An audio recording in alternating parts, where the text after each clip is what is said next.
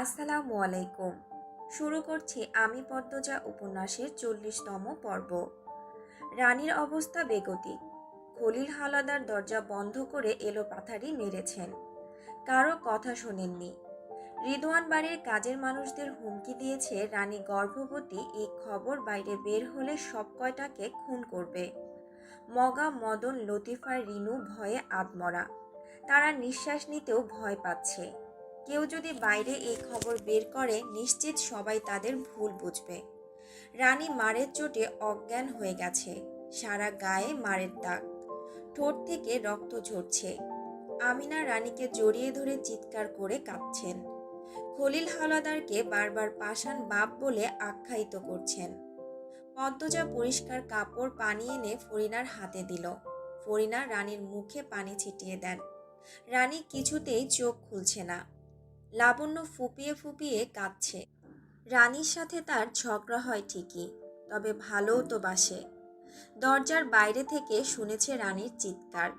রানী চিৎকার করে ডাকছিল, আম্মা, দা ভাই, লাবণ্য, কই তোমরা? আব্বা মাইরা ফেলতাছে, বাঁচাও তোমরা আমারে। লাবণ্য, কই তুই? আম্মা। দরজায় সবাই মিলে অনেক ধাক্কা দিয়েছে, ডেকেছে। খলিল হাওলাদার সাড়া দেননি, এক নিঃশ্বাসে মেরে গেছেন। রানীকে মাটিতে ফেলে জোরে জোরে লাথি মেরেছেন। রাগের বশে রানীর তলপেটে বেশি আঘাত করেছেন, আর রানী আকাশ কাঁপিয়ে কেঁদেছে। কেউ পারেনি ঘরের ভেতর প্রবেশ করতে। পদ্মজা আমিরের পাঞ্জাবি দুই হাতে খামচে ধরে কান্নামাখা কণ্ঠে অনুরোধ করেছে, আল্লাহর দোহাই লাগে, আপনি এসব থামান, চেষ্টা করুন। আমির অনেক চেষ্টা করেছে দরজা ভেঙে ঘরে প্রবেশ করার, পারেনি। যখন কড়া টানার জন্য প্রস্তুত হয়, তখন খলিল হাওলাদার বেরিয়ে আসেন। রানীর গলার স্বর থেমে যায়, আর শোনা যাচ্ছে না। সবাই ভেতরে প্রবেশ করে দেখে রানী উপুট হয়ে পড়ে আছে, শরীর রক্তাক্ত।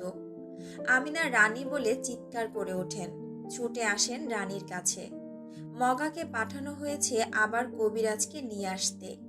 এত কিছু হয়ে যাচ্ছে, নূরজাহান একবারও নিচে নেমে আসেননি।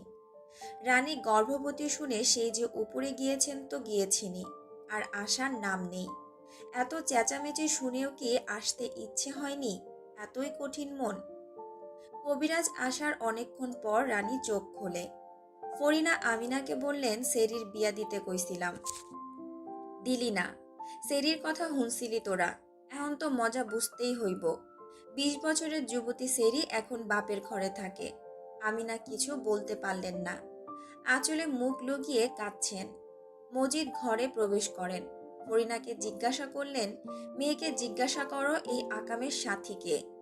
পদ্মজা ধীর পায়ে পালঙ্কের পাশে এসে দাঁড়ায়, মাথায় ঘোমটা টানা। ফরিনা রানীকে জিজ্ঞাসা করলেন, বাচ্চার বাপ কেডায়? রানী কিছু বলছে না, ঠোঁট কামড়ে কাঁদছে, চোখ বেয়ে জলের ধারা নামছে। ফরিনা তেজ নিয়ে বললেন, কিরে সেরি, এখন কথা আয় না কেন? বাচ্চার বাপের নাম কিতা? কইবি তো, বিয়া তো দাউন লাগবো। তবুও রানী চুপ। তার কান্নার বেগ বেড়ে গেছে। মজিদ হাওলাদার লাবণ্যকে ডাক দিলেন, লাবণ্য। লাবণ্য কেঁপে উঠল। মজিদ জিজ্ঞাসা করলেন, তোর তো জানার কথা, একসাথে থাকিস, কার সাথে রানীর সম্পর্ক ছিল? লাবণ্য মাথা নত করে দাঁড়িয়ে থাকে, আর চোখে রানীকে দেখে। রানী অন্যদিকে তাকিয়ে আছে। লাবণ্য উঠে বুঝতে পারছে না তার কি বলা উচিত। মজিদ ধমকে উঠলেন, লাবণ্য, সত্য বল, কিছু লুকানোর চেষ্টা করবি না, তাহলে তোরও এই দশা হবে। লাবণ্য ভয়ের চোটে গটগট করে বলতে থাকলো, আপার সাথে আব্দুল ভাইয়ের প্রেম আছে। দুজনেই প্রায় দেখা করে বাড়ির পেছনে, খালের পাড়ে। অনেক বছর হইছে প্রেমের। রানীর কান্নার শব্দ বেড়ে যায়। ফরিনা ঝাঁঝালো কণ্ঠে রানীকে বলেন, এই সেরি, চুপ কর, এখন মেলাইতাছস ক্যারে? হুকাম করার সময় মনে আসিল না? আমারে কইতে পারলি না তোর আব্দুল্লারে পছন্দ? আর আব্দুল্লাই কেমন ধাঁচের মানুষ, প্রস্তাব লইয়া আইতে পারে নাই? তোরে ডাইক্কা লইয়া কুকাম কইরা বেড়াইছে। নিজের বাড়ি বানাইয়া প্রস্তাব লইয়া আইব কইছিল। রানী কাঁদতে কাঁদতে বলল। ফরিনা পাল্টা বললেন, কয়দিন তোর সয় নাই? শরীর গরম হইয়া গেছিল বেশি? খারাপ সেরি কোনহানের। আমির ঘরে ঢুকতেই মজিদ গভীর কণ্ঠে বললেন, আব্দুল্লে ধরে নিয়ে আয়। আমির অবাক হয়ে বলল, আব্দুল করছে এই কাজ? ও তো এমন না। মুখ দেখে বোঝা যায় কে কেমন। আমির উত্তরে কিছু বলল না। রানী আহত দুর্বল শরীর নিয়ে দ্রুত বিছানা থেকে নামে। আমির ঘর থেকে বেরোনোর জন্য পা বাড়িয়েছে সবেমাত্র। রানী আমিরের পায়ে ধরে বসে পড়ে। আকুতি করে বলল, দা ভাই, ওনারে কিছু কইরো না, ওনারে মাইরো না, আমি তোমার পায়ে পড়ি। ও কাকা, আমারে মারো, ওনারে মাইরো না। কি পাগলামি করছিস? আচ্ছা রানী। দা ভাই দোহাই লাগে। আমির রানীকে দুহাতে তুলে দাঁড় করালো। এরপর কোমল কণ্ঠে বলল, কিছু করব না, শুধু নিয়ে আসবো, বিয়ে পড়িয়ে দিব। সত্যি দা ভাই, সত্যি। রানী হাতের উল্টো পাশ দিয়ে চোখের জল মুছে। আমির বেরিয়ে যায়। মজিদ চোখ মুখ কঠিন অবস্থানে রেখে ঘর ছাড়েন। রানী মাথা ঘুরিয়ে পড়ে যেতে নিলেই পদ্মজা ধরে ফেলে। আমিনা ফরিনা এগিয়ে আসেন। তারপর রানীকে ধরে নিয়ে বিছানায় শুইয়ে দিলেন। বিয়ে হবে শুনে ভেতরে ভেতরে রানীর খুব আনন্দ হচ্ছে। কিছুক্ষণ আগের সব মার ব্যথা তুচ্ছ মনে হচ্ছে।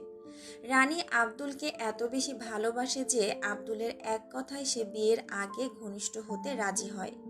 যখন যেখানে যেতে বলেছে তখন সেখানেই গিয়েছে। দ্বিতীয়বার ভাবেনি। অন্ধভাবে ভালোবেসেছে। কতদিনের স্বপ্ন, কত আশা পূরণ হবে অবশেষে। রানী নিজের অজান্তে বাঁকা হাসে, তৃপ্তিকর হাসি, কিছু পাওয়ার হাসি। উপস্থিত আর কেউ খেয়াল না করলেও সেই হাসি পদ্মজা খেয়াল করে। এই হাসি বেশিক্ষণ থাকলো না। বিকেলবেলা আমির দুঃসংবাদ নিয়ে ফিরল। আব্দুল খুন হয়েছে গত রাতে। মাদিনী নদীতে লাশ পাওয়া গেছে। আব্দুলের বাড়িতে পুলিশের ভিড়। রানীর কানে কথাটা আসতেই এক চিৎকার দিয়ে লুটিয়ে পড়ে মাটিতে। জীবনের সুখের আলো নিভে যায়, নিভে যায় স্বপ্ন পূরণের ইচ্ছের প্রদীপ। পদ্মজা এই খবর শুনে স্তব্ধ হয়ে দাঁড়িয়ে থাকে। প্রতিটা মৃতদেহ নদীতেই কেন পাওয়া যায়? এতে কি প্রমাণ পানির সাথে ধুয়ে যায়? আগের খুনগুলোর খুনি কি এই আব্দুলের খুনি? পদ্মজা চেয়ার টেনে বসে। মাথা ব্যথা করছে খুব। রগ দপদপ করে কাঁপছে। চোখ বন্ধ করে ভাবে, এই অলন্দপুরে পাপের সাম্রাজ্য কারা তৈরি করেছে? ভাবতে গেলে শরীর কেমন করে। শূন্য হাত নিয়ে ভাবনা থেকে বের হতে হয়। কুল কিনারা পাওয়া যায় না।